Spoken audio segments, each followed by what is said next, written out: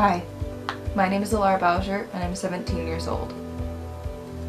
At the beginning of my school career, I never imagined that I would be the woman that I am today or have gone through the experiences that I've been through.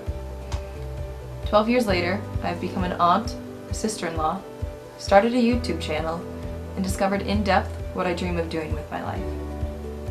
I've made friends and I've lost friends. I've seen children born into this world and just as quickly taken away. I've seen life created and life lost. As a 17-year-old, I never would have expected that throughout my first 2 years of high school, I would lose 5 people to the ever-present fear in everyone's mind: death. In elementary school, you have this expectation for what your life as a teenager will be like. You'll sing in convertibles with your friends with the top down, the breeze blowing effervescently, looking as though you were in a magazine photo shoot. You expect to go shopping all the time and hang out with your friends on weekends. You'll date the hottest boy in school, and when you break up, all the boys will rush to get a chance at dating you. Sleepovers every weekend with your best friends, giggling, pillow fights, staying up late talking about boys, and painting your nails matching shades. And you vow to stay friends forever. Because that's what it's like in the TV shows and the books, so it must be true, right? Wrong. Oh, so terribly wrong. In fact, it's utterly complete bullshit. For most of us, at least. If you are one of the girls who this has been true for, congratulations. You managed to live a picture-perfect TV life. If this doesn't sound like your current high school life, you're on the same page as me. Let's be real. High school sucks. Your grades aren't as good as they used to be because you were advanced, so they didn't push you. You lose touch with your friends and you never get to see the ones you still have.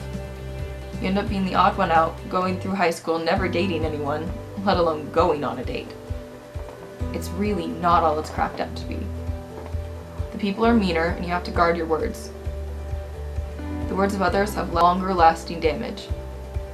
Choices we make start to matter. But we often forget why they matter. We forget how easy it is to take how much you have for granted until the ones that you loved die. At the ages of 18, 16, 14, and 5 weeks old. For Brittany, Aiden, Colby, Ashley, and Les,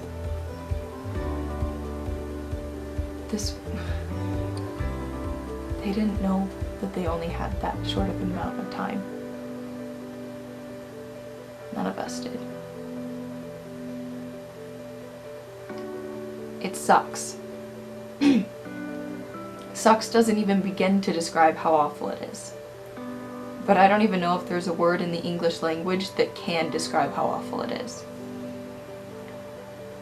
And then it hits. Depression, anxiety, panic attacks, sensory overload, all the things that make you feel as though you've been speared by a sword and the best you can do is bend in half. A scream of pain that rips you to your core, but only you can even tell that it's there. And that's the most awful part about it. You feel as though your heart and lungs have been ripped from your chest, but nobody can see how much pain you're in. And you don't want to burden anyone, so you keep it tucked away to yourself under a plastered smile that hides the wreckage inside of you. And you're expected to move on and keep up with all of your classes and have friends and be active and involved and do your homework and get enough sleep and work out and eat properly.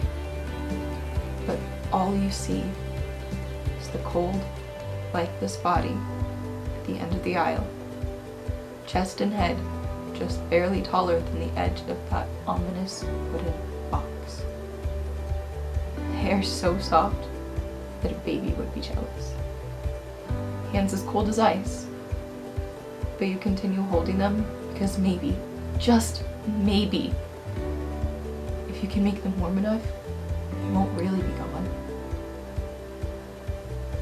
You'll find yourself meeting new classmates at the beginning of the year, wondering if they've ever felt that hands that are that cold and stiff.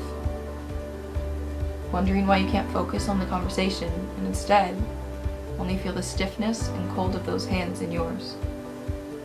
Can only see the body miles away, but still too close.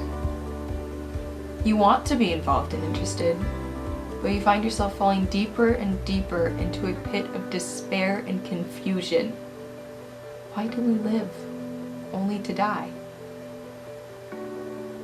The answer to this took me a while to discover, but I think I figured it out. A painter paints because he wants to spread beauty. He's not only a painter, but a creator. What purpose do those paintings serve? Not really much of any, but it brings joy to others who see them, and for the painter to create them and have new ideas. We aren't just humans put on this earth to live and to die. We are paintings brought to life to bring joy to each other and to our painter. Because paintings are beautiful, and so are we. The past 12 years of school have taught me in an unplanned way to think for myself. Its curriculum may teach us to think in similar ways and to find the answer the same way, but it did quite the opposite for me. It helped me realize that I don't need others to think for me, and I don't have to do something the exact same way as every other student in this school. That's not going to get us any further in life. We must be our own painters and add our own creative detail to the painting. What I have learned about myself fairly recently is that it's okay to be you. It is okay to dream big enough to not only reach the stars, but to become one yourself. It is okay to question life and everything in it. It's okay to express your opinion and voice what matters to you. Don't be afraid to have a voice. Don't be afraid to state what truly matters. And do not, I will say it again, do not be afraid to tell people when you're not okay. As much as it may seem like people don't care, trust me, they do. And I found that the best way to recover some stability in my mental health is by admitting I'm not okay. And it's okay to not be okay. It's a day-by-day process to get better. But trust me, you will. From day one, I knew what I was going to do with my life. In fall of 2018, I will be moving to West Covina, California to attend Azusa Pacific University, where I will major in commercial performance music for singing. I will afterwards, or during that process, get a record deal and become a famous singer. There have always been people who have asked, "What if you don't make it?" To which I simply smile and say, I don't have to worry about that, because I know that I will. You can't listen to other people's negativity if you want to get anywhere in life. It's just not worth it. There are days where, yeah, I have my doubts as to why I'm doing this, but then I sing again and I remember everything about why I love it. There's something so pure in the art of singing that makes you feel utterly and completely real freedom. I may have lost people and friends and a little bit of myself along this journey.